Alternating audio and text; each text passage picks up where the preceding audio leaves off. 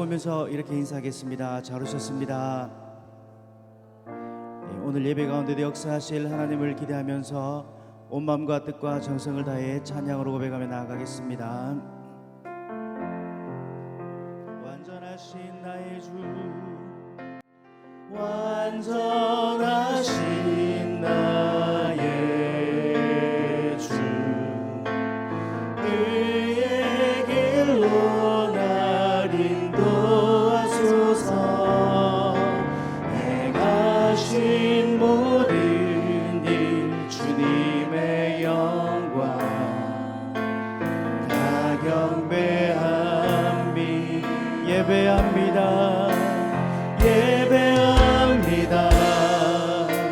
찬양합니다. 주님만 날 다스리소서. 예배합니다. 찬양합니다. 주님 홀로 높임 받으소서. 완전하신 나의 주, 완전하신 나의 주, 그의 길로 날 인도하소서. 행하신 모든 일 주님의 영광 다 경배함이 완전하신 나의 주, 완전하신 나의 주, 그의 길로 날 인도하소서. 행하신 모든 일 주님의 영광 다 경배함 예배합니다. 예배합니다. 찬양합니다.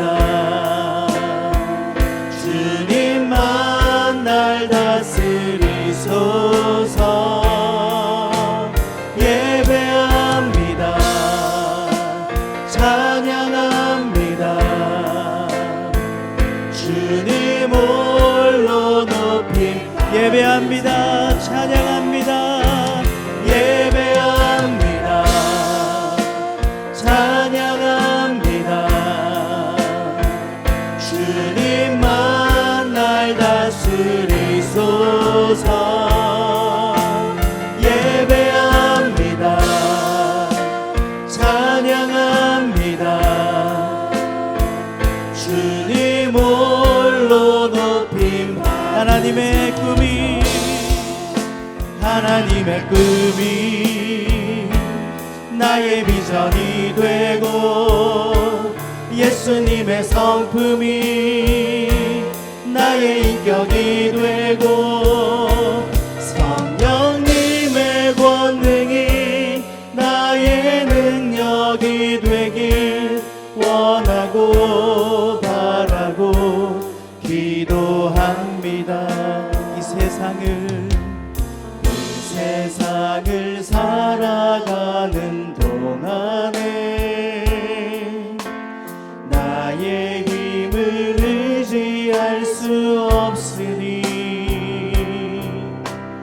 기도하고 낙심하지 말 것을 주께서 참 소망이 되심이 주의 길을 걸어가는 주의 길을 걸어가는 동안에 세상의 것 의지할 수 없으니 감사하고 낙심하지 말 것을 주께서 참 기쁨이 되심이라. 하나님의 꿈이 나의 비전이 되고 예수님의 성품이 나의 인격이 되고 성령님의 권능이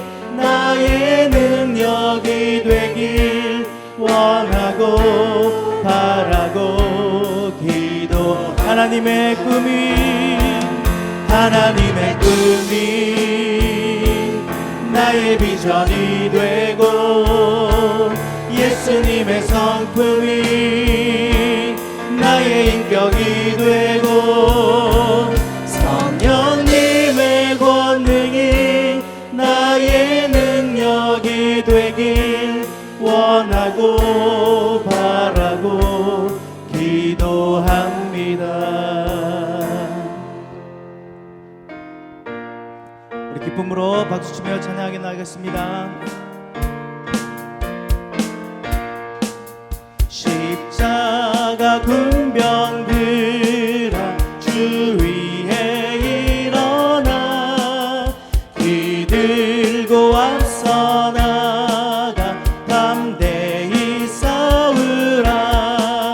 주께서 승전하고 영광을 얻도록 그 군대 거느리사 이기게.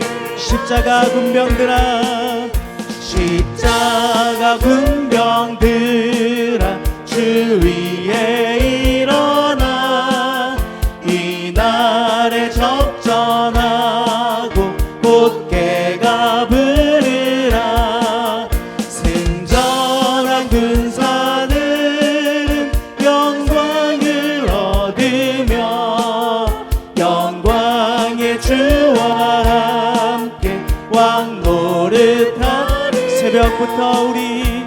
새벽부터 우리 사랑함으로써 저녁까지 시를 부려봅시다.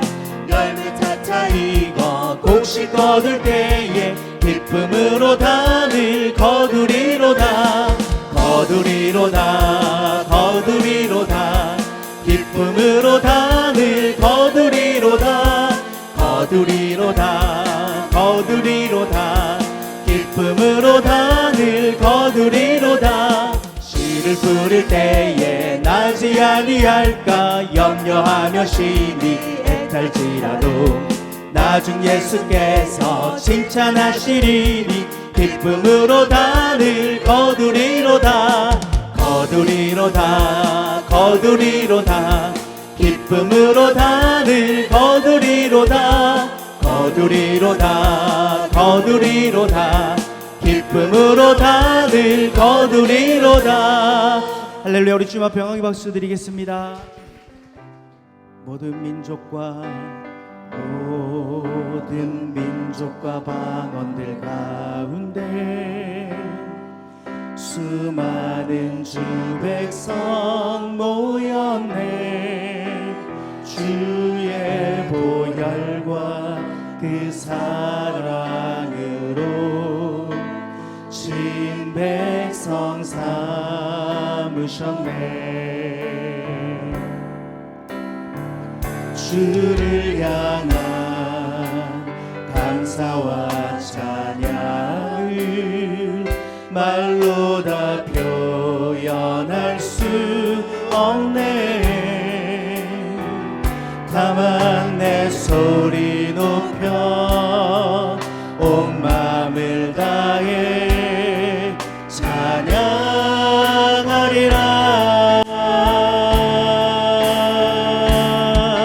할렐루야 할렐루야 할렐루야 어린 양 할렐루야 할렐루야 주의 보혈 덮으사 모든 족속 모든 방언 모든 백성 열방이 모든 영광 모든 존귀 모든 찬양 주께 드리네. 어린 양 피로 씻어준 우리들 은혜로 주 앞에 서 있네. 주 이름으로 자녀된 우리 겸손히 구하오니 주의 능력 우리에게 베푸사 주를 더욱 닮게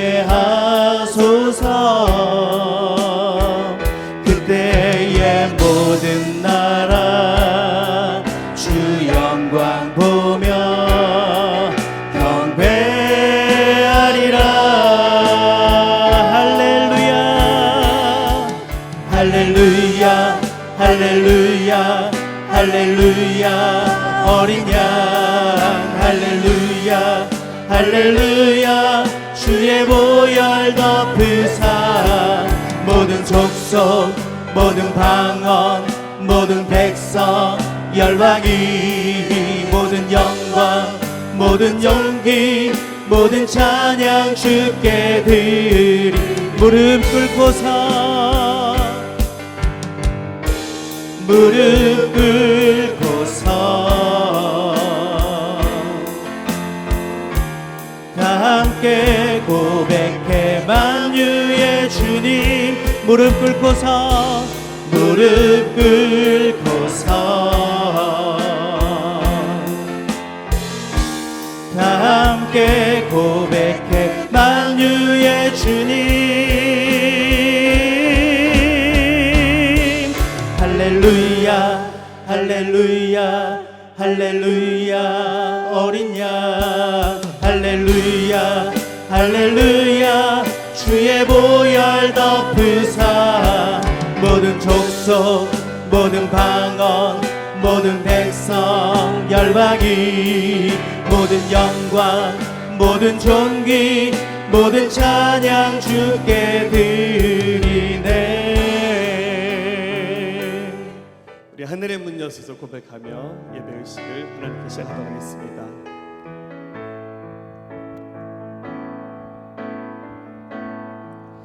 하늘의 문을 여소서 이곳을 주목하소서 주를 향한 노래가 꺼지지 않으니 하늘을 열고 보소서 이곳에 임재하소서 주님을 기다립니다 기도의 향기가 하늘에 닿으니 주여 임재하여 주소서 이곳에 오셔서 이곳에 앉으소서 이곳에서 드리는 예배를 받으소서 주님의 이름이 주님의 이름만이 오직 주의 이름만 이곳에 있습니다. 하늘의 문을 여소서 하늘의 문을 여소서 이곳을 주목하소서 주를 향한 노래가 꺼지지 않으니 하늘을 열고 보소서. 아멘. 자, 우리 손들고 하나님께 고백하겠습니다. 이곳에 임재하소서 주님을 기다립니다 기도의 향기가 하늘에 닿으니 주님 주여 임재하여 주소서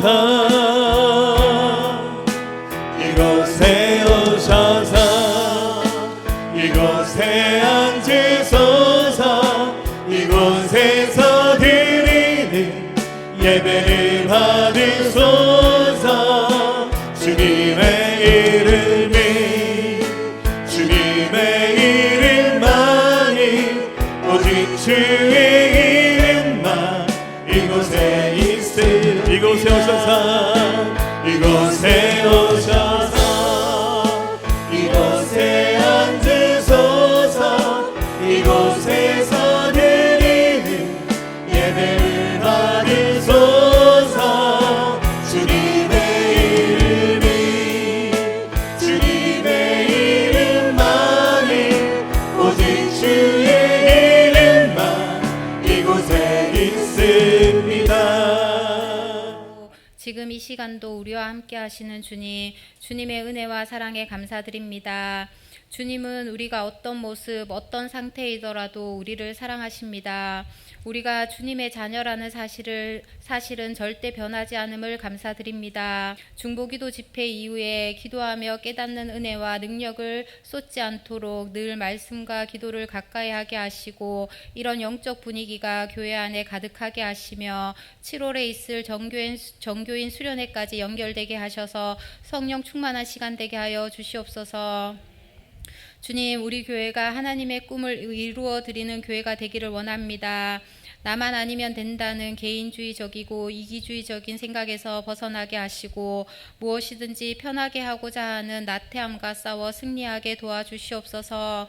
삶의 우선순위를 주님께 두며 주님께서 우리 각자에게 주신 사명, 또 우리 교회 공동체에게 주신 사명을 잘 감당할 수 있게 도와주시옵소서.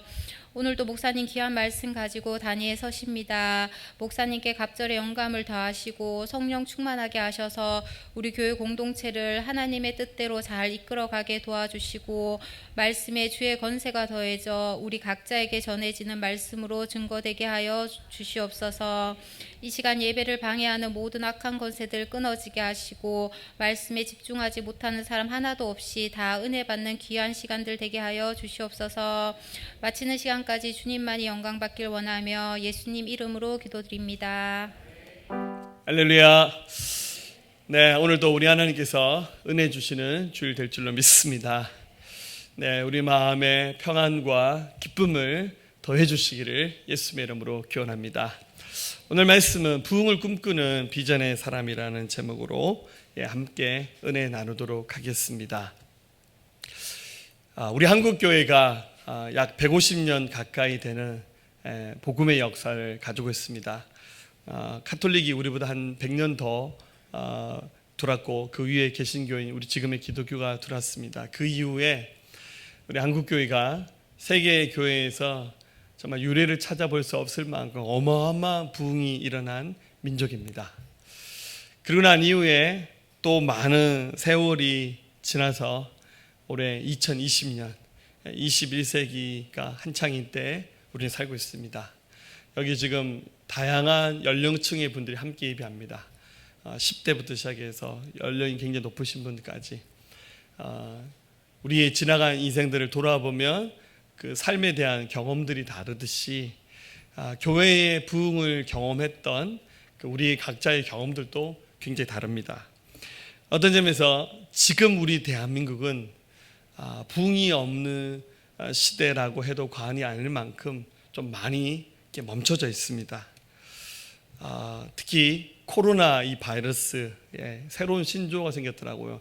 애프터 코로나, 그래서 H라는 말을 쓸 만큼 코로나 바이러스가 우리의 역사를 바꿔놓고 있다라는 말이 나올 만큼 지금 대한민국 교회들 이번 주에 그 어떤 크리스찬 뉴스를 보니까요, 교회들마다 예배 회복하는 그 퍼센트가 45% 정도랍니다.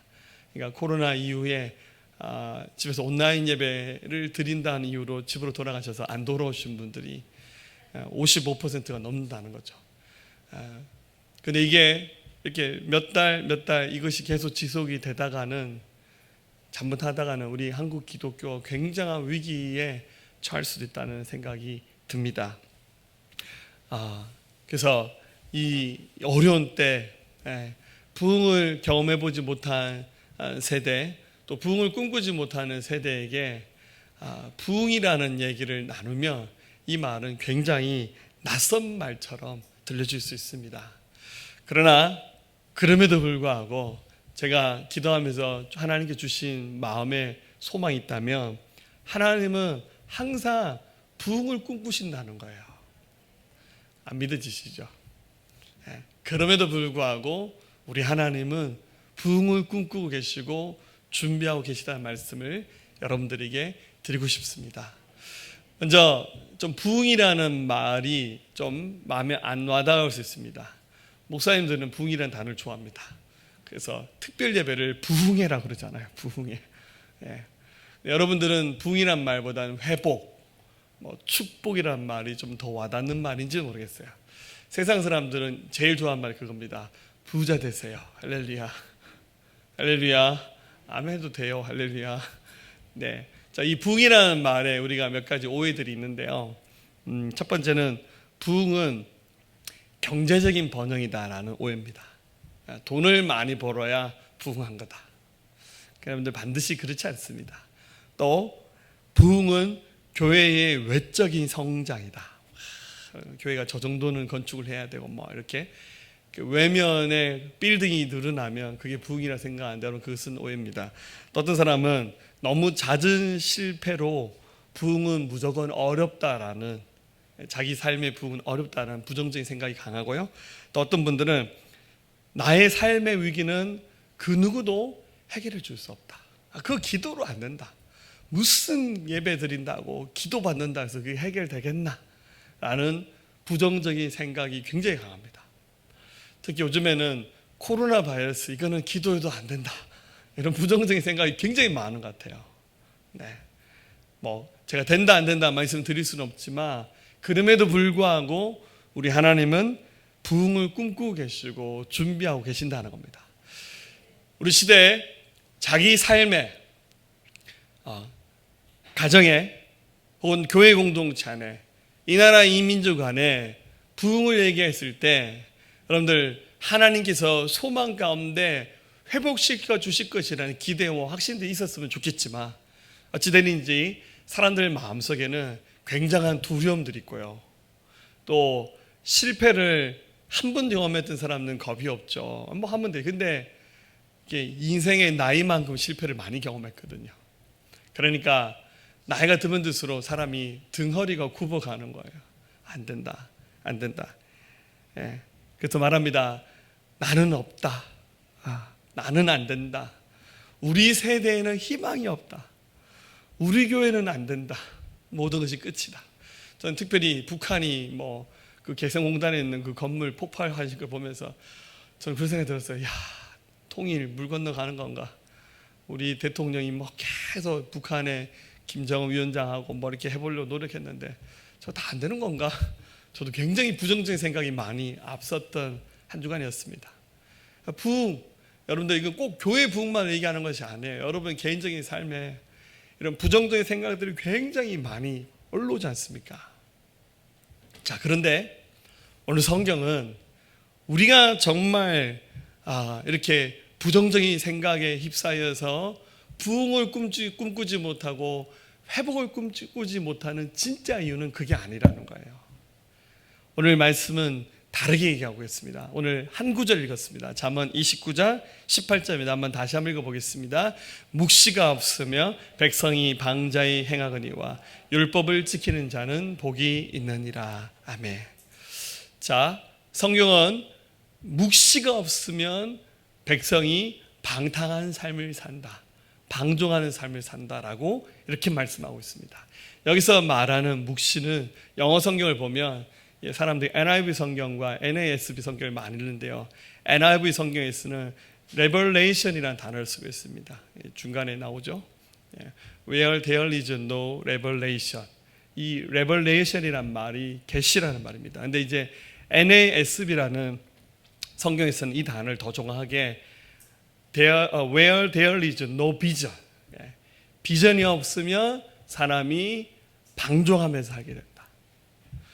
저희도 이렇게 상담을 많이 해보지만 부지런하고 자기가 해야 될 역할이 분명하고 자기를 지지해주는 가족들, 동료들이 있는 사람들은 그래도 덜 넘어져요. 근데요, 아침에 일어나 눈 뜨면 할 일 없는 분들 있잖아요. 오늘도 스케줄 없고 내일도 스케줄이 없고 그냥 노세 젊어서 노세. 그러니까 이런 분들은요 굉장히 잘 무너져요. 왜냐하면 할 게 없잖아요.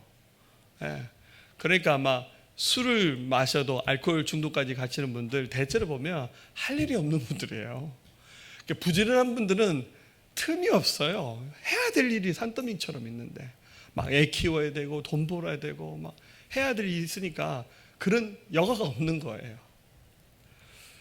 말 그대로 사람이 자기가 해야 될 인생의 사명, 오늘 그것을 비전이라고 표현하고 싶습니다.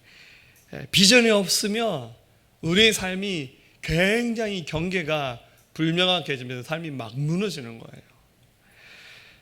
사람이 숨을 쉬고 살아도 비전이 없으며 자기가 마땅히 해야 될 사명이 없고 인생의 목적이 분명하지 않으면 여러분 그건 살아있는 것이 아니에요. 주머니에 아무리 돈이 많아도 비전이 없으면 여러분 그것은 가진 것이 아닙니다. 비전은 우리 삶의 소망이고 어쩌면 우리가 이 땅에서 살아가는 우리 존재의 이유입니다. 그래서 우리는 할 수만 있다면 빨리 자기 인생의 비전을 찾아야 됩니다. 할렐루야. 자, 이런 얘기하면 아유 그런 거 목사님 10대 애들이나 하는 거지 뭐. 우리는 지금 다 생계형으로 살잖아요. 그죠? 뭐 비전이 뭐 필요합니까? 오늘 당장 먹고 살아야 되는데. 너무 우리는 바로 눈앞에 있는 것들을 바라보면서 살 때가 굉장히 많은 것 같아요. 그러나 여러분들 절대로 늦지 않았습니다. 한 살이라도 젊을 때, 기력이 있을 때 여러분 인생에 분명한 비전을 찾고 또 거기에 집중할 수 있는 은혜가 여러분들 있기를 예수의 이름으로 부탁드립니다. 비전이란 말은 이제 보통 세상적인 의미에서는 환상, 상상력, 통찰력을 말합니다. 그래서 가만히 보면 사람들 중에서 이렇게 통찰력이 있는 분이 있어요. 같은 상황과 환경들 어떤 이야기를 들어도 그 통찰력, 뭐 직관력이라고 하기도 하죠. 이렇게 직관력이 뛰어난 분들은 잘 파악을 해요. 이렇게 이거는 이렇게 풀면 되고 이렇게 하면 되는 거구나. 근데 이제 통찰력이 없으면 그냥 딱 눈앞에 있는 것만 보이는 거죠. 그래서 세상적인 의미는 비전이란 말은 좀 통찰력이 있어서 직관력을 가지고 세상의 그 결을 잘 읽는 사람이에요. 분위기 파악을 잘하는 겁니다. 좀 더 쉬운 말로 하면 눈치가 있는 사람입니다. 할렐루야. 할렐루야. 네, 눈치 있기를 바랍니다. 그런데 성경에서 말하는 비전은 그런 의미는 아닙니다. 하나님이 이 세상을 주도하고 계세요. 이 세상의 모든 역사를 하나님이 계획하시고 준비하셨어요. 근데 하나님이 이 모든 역사를 당신이 직접 하실 수도 있지만 하나님 모든 세계 역사를 당신이 만든 피조물들을 통해서 이 역사를 그 하나님의 섭리와 뜻을 완성해 나가고 있습니다. 그런데 하나님은 이 모든 피조물들을 로봇처럼 조정하지는 않으세요. 사람이든 동물이든 모든 우주 만물에게 각자에게 의지를 주셨어요. 특별히 인간에게는 자유의지를 주셨어요. 그래서 하나님이 당신이 원하시는 일들 가운데 역사를 주관해 나가시되 하나님의 그 섭리와 계획을 알아차리고 깨닫고 이해하면서 그것이 마치 자기 것인 것처럼 받아들이는 사람, 그 사람을 대해서 하나님은 일하십니다. 그래서 비전은 내가 임의로 만들거나 상상한 것이 아니라 하나님이 자신의 꿈을 인간의 마음에 부어주는 거예요. 하나님이 슬쩍 보여주셨어요. 그런데 우리 인생이 그 하나님의 마음을 알아차리는 거예요. 주님 그거군요. 주님 원하시니 그거군요. 그러면서 거기에 자기 인생을 쏟아붓는 사람, 그 사람이 바로 비전의 사람입니다. 하나님이 창세기 12장에 보면 아브라함이라는 사람을 부르셨어요. 이 아브라함이라는 사람은 갈대아 땅 우르라는 지역에 살고 있었는데 이 사람 당시 나이가 75세였습니다. 요즘엔 75세 되셔도 건강하지만 그때 당시 75세는 굉장히 나이가 높은 시대였습니다. 근데 하나님이 아브라함에게 창세기 12장 1절에 너는 너의 고향과 친척과 아버지의 집을 떠나 내가 내게 보여줄 땅으로 가라. 적지 않았던 나이에 아브라함에게 고향을 떠나고 친척들 사이에서 떠나서 아버지의 집을 떠나서 내가 너에게 보여줄 땅으로 가라. 여러분 사람은 관계의 그런 존재잖아요. 친척과 친구와 주변 사람들을 떠나서 아무도 알지 못하는 새로운 나라로 이민 가라는 거예요. 그 주변 사람들 아무도 데려가지 말고. 아브라함이 그때까지 자식도 없었어요. 근데 하나님 하신 말씀 2절에 내가 너로 큰 민족을 이루고 내게 복을 주어 내 이름을 창대하게 하리니 너는 복이 될지라. 이것이 하나님의 비전입니다. 하나님의 비전은 한 민족을 만들고 싶으셨어요. 여러분, 민족도 처음에는 한 사람부터 시작해야 가능한 거잖아요. 그래서 하나님이 그 시대를 살았던 그 많고 많은 사람들 가운데 우상을 섬기는 집안에 태어났던 나이 75세가 되었던 노인을 부르시면서 하셨던 말씀이 내가 지시할 땅으로 이주해야 되고 거기서 큰 민족을 이루겠다. 여러분, 민족을 이룬다는 말이 그게 쉬운 일입니까? 여러분, 저도 애가 둘이거든요. 제가 어느 천년의 자식들 놓고 그 자손이 자손을 낳아서 민족을 이루겠습니까? 한 10명 모여놓고 우리 김씨 민족이다 이럴 수는 없잖아요. 아브라함 입장에서는 이거는 뭐 이해 불가의 말씀이고 또 하나님을 제대로 경험해 본 적도 없기 때문에 하나님의 말을 신뢰해야 된다는 그런 기본적인 믿음도 잘 없었어요. 그렇지만 이 아브라함은 굉장히 신중한 사람이었습니다. 많이 고민하다가 내가 하나님의 말씀 한번 믿어보자. 그러면서 하나님의 말씀대로 자기 고향 땅을 떠나서 거기가 정확히 어딘지도 모르지만 주의 말씀대로 이민을 간 거예요. 자기 아내 데리고 짐승들, 소떼들 끌고 집에 일하는 종들 데리고 약간 마음이 불안해서요. 보험이 필요했어요. 그래서 어떡합니까? 조카를 데려갑니다. 조카 롯의 가족을 데려갑니다. 네. 이름이 롯이잖아요. 그래서 이름이 롯도입니다. 롯도 따라갔더라. 네. 자기 조카 롯을 로또 복권으로 삼아가지고 같이 데려간 거예요. 나중에 가다가 결국엔 하나님이 그것도 허락하지 않으니까 너 롯과 분가해. 그래서 롯은 나중에 요르단 쪽으로 이주하고 그와 분리돼서 완전히 아브라함의 가족만 말씀대로 이주하게 되는 그런 역사를 보게 되죠. 사랑하는 여러분들, 잘 보십시오.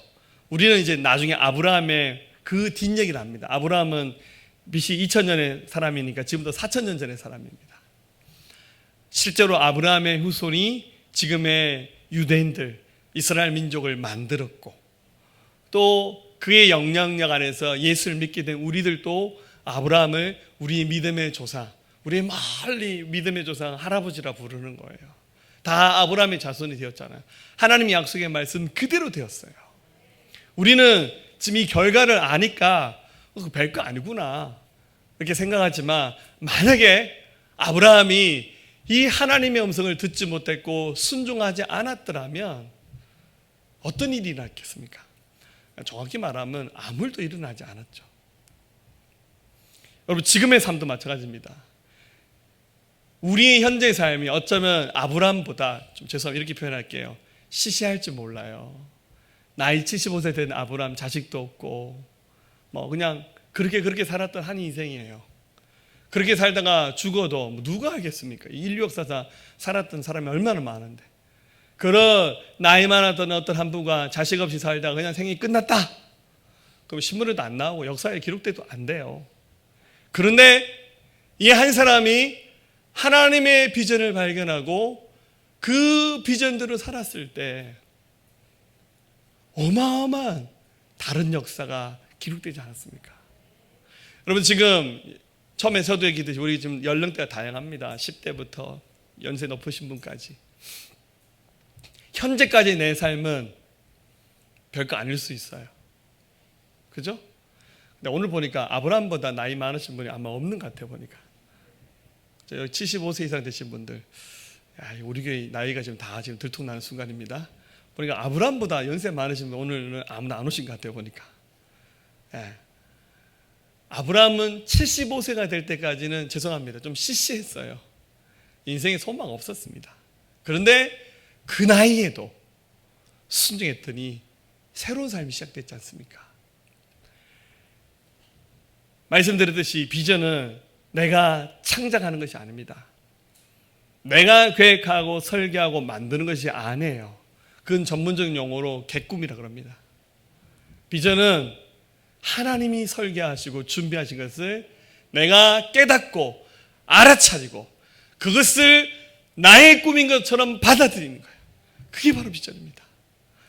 예배하면서 여러분 인생 평생 붙잡아야 될 비전을 찾으십시오. 여러분 비전을 찾는 통로가 있습니다. 그냥 찾으라면 어렵잖아요. 비전을 발견하는 통로. 죄송합니다. 어느 날 우연히 멍청이 가만히 있는데 비전을 보는 것은 아닌 것 같아요. 아브라함도 그랬고 성경에 나오는 수많은 믿음의 사람들이 하나님의 음성을 들을 때 비전을 발견했습니다. 하나님의 음성을 듣는 순간은 우리가 영적으로 집중할 순간이에요. 영적으로 민감한 상태가 되는 거예요. 여러분들 우리 지난 한 주가 이번 주 아니고 지난주에 기도 집회를 했잖아요. 금식하셨죠? 힘드셨죠? 금식하시고 막 기도 제목대로 준비 기도하시면서 한 주간 땀 흘려가며 기도하셨잖아요. 여러분 그 순간이 영적으로 민감한 상태가 되는 거예요. 막 주의 음성을 들으려고 귀를 쫑긋하는 거잖아요. 주여 제게 말씀해 주세요. 제가 듣겠나이다. 그랬더니 하나님께서 막 말씀하시는 음성을 들으면서 굉장한 은혜들을 누렸지 않습니까? 여러분들 비전이 발견되어지는 통로는 예배하는 순간이에요. 기도하는 순간입니다. 하나님의 얼굴을 구하는 순간입니다. 그 순간에 주께서 말씀하십니다. 아브라함 보세요. 창세기 12장 7절 여호와께서 아브라함에게 나타나시되 내가 이 땅을 내 자손에게 주리라 하신지라. 자기에게 나타나신 여호와께 그가 그곳에서 제단을 쌓고 거기서 베델 동쪽 산으로 옮겨 장막을 치니 서쪽은 베델이요 동쪽은 아니라 그가 그곳에서 여호와께 제단을 쌓고 여호와의 이름을 부르더니 점점 남방으로 옮겨갔더라. 그 약속하신 땅이 남쪽인데 그 남쪽으로 이주할 수 있던 힘이 예배 제단을 쌓는 그 자리였어요. 예배할 때마다 하나님이 나타나시면서 아브라함에게 아브라함아 걱정하지 마라. 두려워하지 마라. 그의 등을 두드리시면서 내가 너와 함께 할게. 아까 7절에서는 내가 이 땅을 내 자손에게 주리라. 걱정하지 마라 아브라함. 그렇게 말씀하셨어요. 여러분 비전을 발견하고 또 비전에서 날마다 확신을 가지고 우리 마음이 더 굳건해질 수 있는 순간은 예배하는 순간이에요. 여러분 저는 예배가 너무 좋아요. 저는 아직 예배가 지겹지 않아요. 할렐루야. 주일 예배 좀 더 많이 드렸으면 좋겠어요. 누가 법을 통과했어요. 예배는 1시간 만에 끝내야 된다고. 그런 법은 성경에 없습니다. 할렐루야. 제 마음대로 할 겁니다. 할렐루야. 우리 인생에 예배가 지겹다라고 느껴지는 순간이 나는 죽는 순간이라고 생각하셔야 돼요. 예배할 때 가장 행복하고 즐겁다. 찬송하고 기도하는 순간이 우리 인생의 최고의 순간이다. 하나님의 비전을 발견하는 그 통로는 바로 예배하는 순간입니다. 앞서 우리 지난주가 있었던 중보기도 집회 얘기를 드렸습니다. 우리 기도하면서 참 많이 배웠습니다.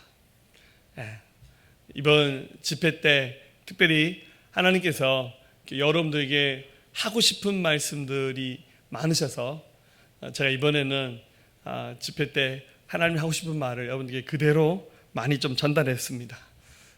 너무 많은 얘기를 해서 제가 무슨 얘기인지 저는 잘 기억을 못합니다. 본인들이 알아서 기억하셨으면 좋겠어요. 주님이 자꾸 말씀하시더라고요.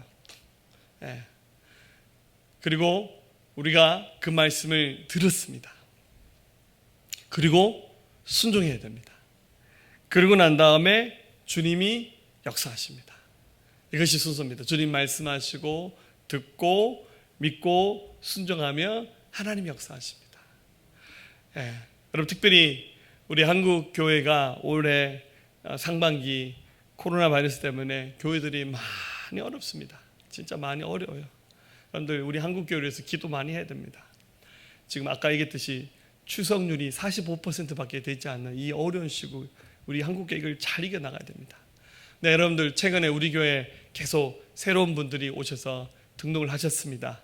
우리 교회가 엄청나게 큰 교회가 아니기 때문에 우리 교회 몇 명만 와도 거의 퍼센트가 10%씩 왔다 갔다 합니다. 할렐루야. 이 어려운 때 하나님께서 사람들 보내주시고 함께 예배할 수 있다는 거 굉장한 하나님의 축복이고 은혜라고 믿습니다. 여러분, 주님이 지금도 말씀하고 나세요. 여러분의 인생에 목숨을 걸고 살아가야 될 삶의 비전이 무엇인지 이제 말씀하고 있습니다. 지금 계속 말씀하고 있어요. 여러분 스스로 들으시기 바랍니다. 본인이 확실히 깨닫고 주 앞에 서는 은혜가 있기를 주의 이름으로 축복합니다. 마지막 어떻게 되겠습니까? 이제 그 하나님의 비전을 향해서 대가 지불을 하셔야 돼요. 여러분들 대가 지불 없이 되는 것은 없습니다. 저는 개인적으로 성령의 은사 가운데 예언이라고 하는 은사가 있습니다. 네. 저희 교회에서 이런 은사를 즐겨 사용하지는 않습니다. 누군가가 막 예언해 줄게 와 너무 이렇게 교회 가면 또 그것도 좀 곤란하죠. 근데 이제 저도 이제 성령님의 은혜 가운데 이렇게 예언의 은사들을 부분적으로 경험하기도 하고 또 나타나는 경험들을 저도 하는 것 같아요. 제가 맨 처음 어릴 때 신앙생활 할 때 제가 대학생이었던 것 같아요. 저희 교회에서 그때 당시에 부흥회를 했는데 그 부흥회 강사로 오셨던 목사님이 예언의 은사가 탁월하게 나타나시는 그런 분이셨어요. 그때 당시 저도 그런 거 처음 봤었어요. 그 양반이 집회 때 어떤 분이 이렇게 헌금하니까 예를 들어 강단의 김주 이렇게 헌금을 하면 하나님 김주에게 잠언 29장 18절 말씀을 주십니다. 뭐 이렇게 예언을 하시는 거예요. 처음 봤어요. 깜짝 놀랐어요. 그러니까 사람들 헌금 엄청나게 하겠죠. 할렐루야. 그래서 한 주 내내 그분이 막 예언을 하시고는 막 사람들에게 안수하시면서 이렇게 누군가를 향해서 막 예언하고 막 난리가 났어요. 그러니까 그 집회 끝나고 난 다음에 제 기억에는 어떤 분이 목사님에게 자동차를 사주기도 하고 어떤 분들은 교회 음향 시스템을 바꾸기도 하고 막 하여튼 어마어마한 일이 일어났었어요. 걱정하지 마세요. 저 차 산 지 얼마 안 됩니다. 할렐루야. 근데 그분이 엄청난 예언들을 많이 하셨는데 지나가 보니까 이루어진 예언이 몇 개 없더라고요. 예언을 들었으니까 다 이루어져야 되지. 그분이 막 그랬어요. 어떤 애 보고 너는 앞으로 변호사가 된다. 이런 예언도 하시고 어떤 애 보고 너는 5대양 6대주를 돌아다니면서 말씀을 전한 자가 된다. 하여튼 그 예언의 멘트는 어마어마했었어요. 세월이 흐르고 보니까 안 이루어진 예언들이 굉장히 많더라고요. 그래서 약간 좀 회의감도 들었어요. 아니 그 양반 거짓말한 것도 아닌데 그러니까 어마어마한 예언들은 다 쏟아놨는데 도대체 그 예언들은 다 어디 갔단 말인가.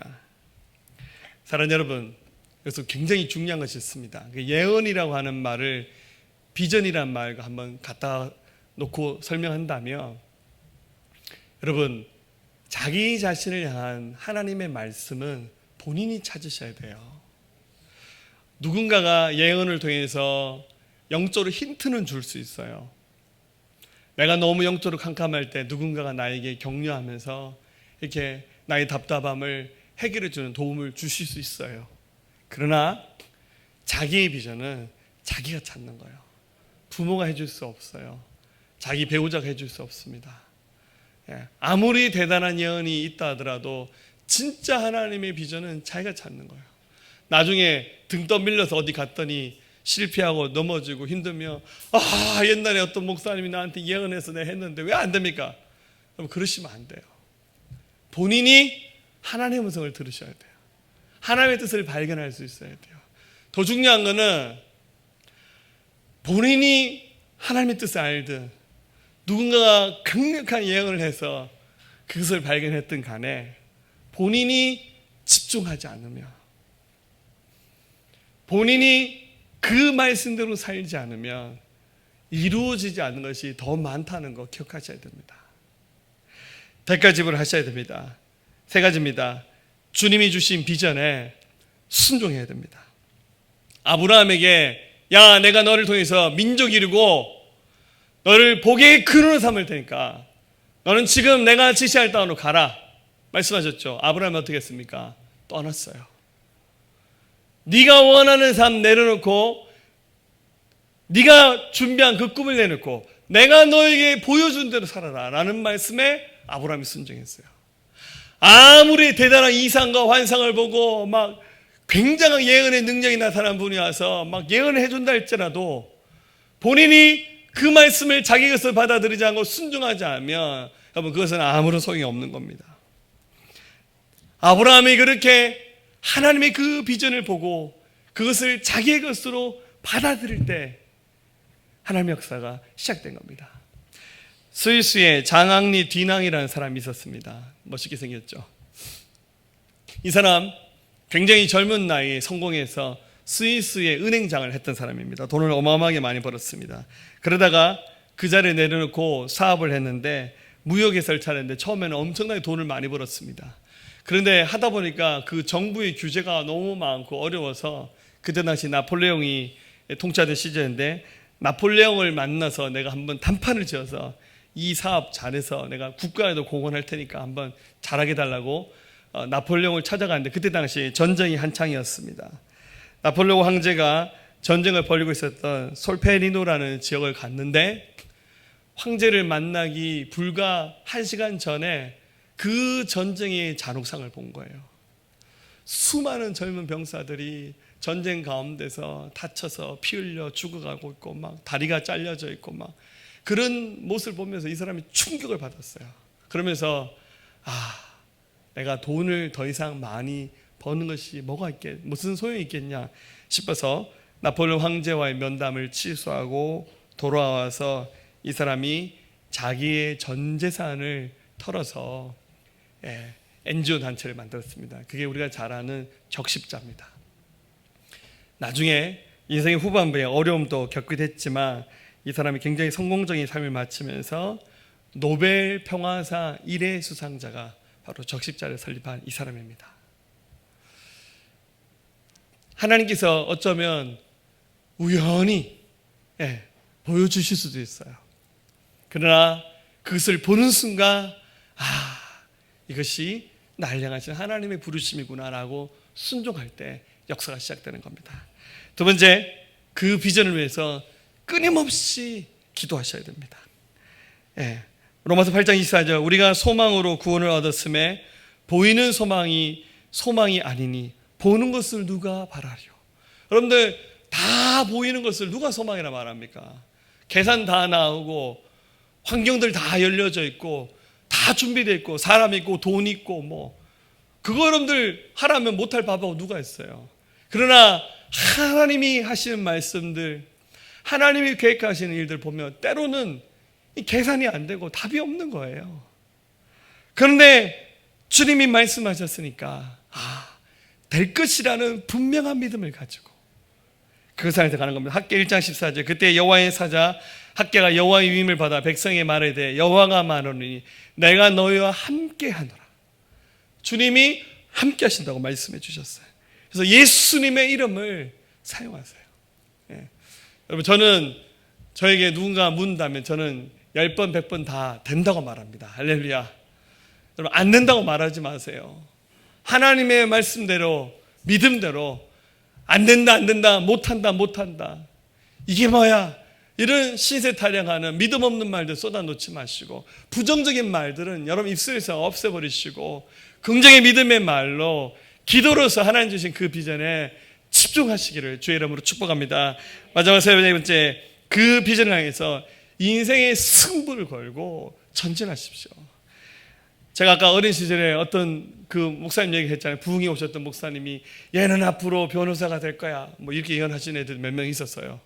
나중에 보니까 변호사는 고사하고 법무사도 안 되더라고요. 만약에 그런 예언을 받았다면 여러분들 하루에 3시간만 자고 공부하는 거예요. 그러는 거예요.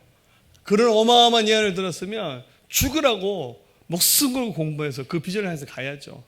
근데 보니까 그걸 자기 비전을 받아들이지 않았어요. 그러니까 노력 안 하는 거죠. 하나님이 말씀하실 때 이것이 자기의 것으로 받아들여지고 믿음으로 하나님 말씀을 받았다면 거기에 승부수를 띄우셔야 돼요. 거기에 집중을 하는 겁니다. 거기에 우리의 모든 에너지를 다 쏟는 거예요.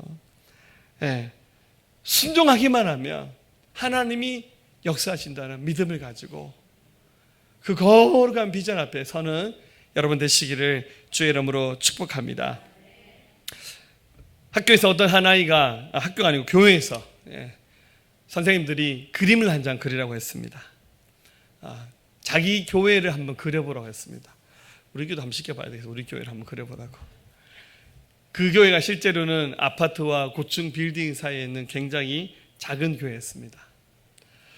근데 이 아이가 그림을 그렸는데 이 실제 모습은 이렇게 생겼는데 이 아이는 그 빌딩과 아파트를 조그맣게 그리고 교회를 엄청나게 크게 그림을 그렸어요. 그래서 선생님과 아이들이 야 바보야 너 그림 잘못 그려서 우리 교회 조그맣잖아. 왜 너 이렇게 교회를 크게 그렸니? 이렇게 말했습니다. 여러분 아이가 틀린 것이 아닙니다. 비록 주변에 교회가 둘러싸고 있는 환경들이 막 덩치가 크고 막 그렇잖아요. 저도 걱정이 되는 게 우리 교회 주변에 이제 건물이 막 생기는데 처음에는 우리 교회밖에 없어서 우리 교회가 환하게 잘 보였는데 이제 막 고층 빌딩이 들어서면 우리 교회가 작게 보이지 않을까 좀 슬슬 걱정이 됩니다. 여기 앞에 뭐 마트도 하나 들어선다고 하더라고요. 근데 이 아이 눈에는 그런 세상적인 눈으로 교회를 본 것이 아니라 교회가 더 크게 보인 거예요. 이게 바로 비전입니다. 비전의 사람을 비전어리라 그러죠. 여러분들 예수 그리스도 안에서 비전어리가 되시기를 주의 이름으로 축원합니다. 한 가지 얘기만 하고 마칠게요. 에티오피아에 가면 랄리벨라 바이 교회가 있답니다. 이름이 어렵네요. 제가 가보지는 않아서 실제로 있습니다. 이것은 그 유네스코에 등록되어 있는 것인데요. 이 에티오피아에 랄리벨라로 가는 왕이 있었습니다. 13세기에 이 나라에 기독교가 들어와서 엄청난 부흥이 일어났었는데 이 랄리벨라라고 하는 왕이 제2의 예루살렘을 만들어야겠다는 꿈을 꿨습니다. 근데 생각해 보니까 역사가 이렇게 뒤바뀌다 보면 전쟁이 일어나면 나라가 망한 거는 쉽잖아요. 그래서 그 누구도 무너뜨릴 수 없는 교회를 세워야겠다라는 생각에 이 나라 해발 2800고지에 안반이 있었는데 이 바위를 깎아서 교회를 만들었습니다. 한 개가 아니라 11개입니다. 인터넷 찾아보면서 랄리벨라 교회라고 안반바위라고 치면 11개의 교회가 나오는데 실제 사람이 들어가서 예배할 수 있는 장소입니다. 이 교회를 만드는데 120년이 걸렸습니다. 오랜 세월 동안 인내하면서 처음에 그 신하들이 다 웃었어요. 어떻게 이게 여러분 바위를 이렇게 그 돌을 벽돌처럼 포개서 만든 것이 아니라 한 덩어리 안반을 깎아서 만든 거예요. 신하들이 다 웃었어요. 불가능하냐고, 할 수 없는 일이라고. 근데 이 왕이 이것을 했습니다.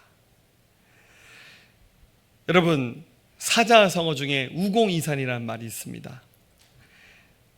우공이라는 사람이 살았는데 자기 동네가 주변이 바위로 둘러싸여 있는 특이한 동네인데 바위로 돼 있다 보니까 동네 사람들이 나가기도 없고 이웃 사람들 오기도 힘든 그런 동네였습니다. 그래서 이 우공이 가족들을 모아놓고 우리가 우리 마을 옆에 있는 저 돌산을 깎아서 옮기자고 얘기를 했습니다. 근데 가족들이 어르신이 다 정신이 나갔다고 미쳤다고 어떻게 저 바위를 다 깎아서 옮기냐고. 그래서 생겨난 말이 우공이산입니다. 이루지 못할 불가능한 일을 할지라도 그것을 꿈을 가지고 대를 이어서 행하다 보면 바위산도 옮길 수 있다라는 의미에서 우공이산이라는 이런 사자성어가 생겨났습니다. 사랑하는 여러분, 현재 여러분의 삶이 어떻습니까? 제가 우리 교인들 웬만큼 사는 형편들은 다 압니다만은 제가 미처 알지 못하는 삶의 위기와 어려움들도 많이 계실 줄 압니다. 부흥이라는 말은 굉장히 호사스러운 말로 들릴 수도 있습니다. 그러나 여러분들 기억하십시오. 우리 하나님은 살아계십니다. 하나님이 우리에게 말씀하시면서 우리를 통해서 역사하실 준비를 하고 있습니다. 사랑하는 여러분들, 나이는 중요하지 않습니다. 돈도 중요하지 않습니다. 스펙도 중요하지 않아요. 중요한 것은 하나님이 하신 그 말씀, 자신의 삶을 통해 이루어 나가야 될 비전이 있느냐 없느냐. 더 중요한 것은 그것을 내가 믿음으로 받아들여서 순종하면서 살아갈 준비가 되었느냐 아느냐, 이것이 훨씬 더 중요하다는 겁니다. 우리 교회가 정말 이 하나님의 비전을 받아들인 비저너리들로 북적북적되는 그런 교회가 되었으면 좋겠어요. 사람들마다 꿈을 얘기하고 소망을 얘기하고 막 하나님이 하셨던 말씀 얘기하면서 막 그 사도행전 2장에 나온 말씀처럼 막 하나님의 은혜들을 막 간증하고 나누면서 막 꿈을 꾼 얘기하고 환상을 본 얘기하면서 하나님이 이렇게 얘기할 거야 라는 얘기들을 나누는 교회가 되었으면 좋겠어요. 막 모이면 죽겠다, 힘들다, 니도 힘들지, 같이 죽자 이러지 말고 하나님의 그 거룩한 비전들이 우리 공동체 안에 하나님이 주시는 마음들 되어서 이 공동체가 이 시대 하나님의 거룩한 뜻을 완성해 나가는 교회로 주 앞에 쓰임받을 수 있기를 진실로 주의 이름으로 축원합니다. 우리 보좌 앞에 모였네. 함께 주를 찬양하며 하나님의 사랑 그 아들 주셨네. 그의 피로 우리 구원받았네. 자, 우리 손을 들고 십자가에서 쏟으신 그 사랑 강같이 온 땅에 흘러 각 나라와 족속 백성 망언에서 구원받고 주 경배드리네. 구원하심이 보좌에 앉으신 우리 하나님과 어린 양께 있도다. 구원하심이 보좌에 앉으신 우리 하나님과 어린 양께 있도다. 우리 한 번 더 고백하겠습니다. 우리 보좌 앞에 모였네. 우리 보좌 앞에 모였네. 함께 주를 찬양하며 하나님의 사랑 그 아들 주셨네. 그의 피로 우리 구원받았네. 십자가에서 쏟으신 그 사랑 강같이 온 땅에 흘러 각 나라와 족속 백성 망언에서 구원받고 주 경배드리네. 구원하심이 보좌에 앉으신 우리 하나님과 어린 양께 있도다. 구원하심이 보좌에 앉으신 우리 하나님과 어린 양께 있도다. 구원하심이 보좌에 앉으신 하나님 어린 양께 구원하심이 보좌에 앉으신 우리 하나님과 어린 양께 있도다. 구원하심이 보좌에 앉으신 우리 하나님과 어린 양께 있도다. 아멘. 우리 한번 가슴에 손을 얹겠습니다. 저희 시간 여러분들 위해서 기도하면서 또 치유를 위해서 기도하겠습니다. 하나님 아버지 감사합니다. 하나님 지금까지 하나님 없이 살았던 인생은 하나님 좌충우돌하는 인생이었고 실패의 연속이었습니다. 주님, 이제 우리가 왜 하나님의 뜻대로 살아야 되는지 하나님 그 이유를 발견했습니다. 주님, 나를 향하신 하나님의 그 놀라우신 계획과 뜻을 이제 믿음으로 아멘으로 순종하며 받아들일 수 있는 우리의 삶이 되길 원합니다. 하나님, 우리 안에 두려움이 있습니다. 실패에 대한 경험들이 상처가 되어 남아있어서 하나님 말씀에 용기 내지 못한 자들 많습니다. 주님, 다시 한번 용기 백배할 수 있는 성령의 충만함을 허락하여 주시옵소서. 믿음을 다하여 주시옵소서. 우리 안에는 두려움들이 예수의 이름으로 떠나가게 하여 주시고 성령으로 충만하게 하여 주시옵소서. 믿음으로 충만하게 하여 주시옵소서. 하나님의 거룩한 비전을 붙잡는 믿음의 사람들 되게 도와 주시옵소서. 하나님, 이 시간에 연약한 질병들도 주님께 맡깁니다. 예수 그리스도를 명령합니다. 우리 모든 육체의 연약한 질병들은 고쳐질지어다. 예수 그리스도 명령한다. 치료될지어다. 질병을 주는 더러운 영들은 떠나갈지어다.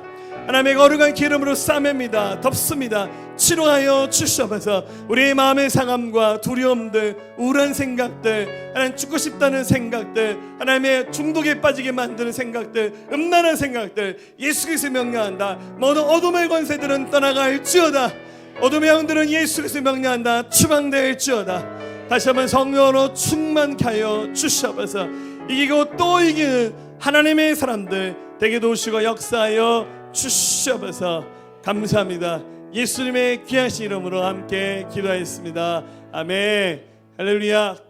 우리 주님, 우리 함께 하십니다. 형제 자매님들 축복하겠습니다. 우리 멀리 계신 분들 손을 내면서 평안, 하나님의 평강이 당신의 삶에 넘쳐나기를 축복합니다. 평안, 하나님의 평강이, 평안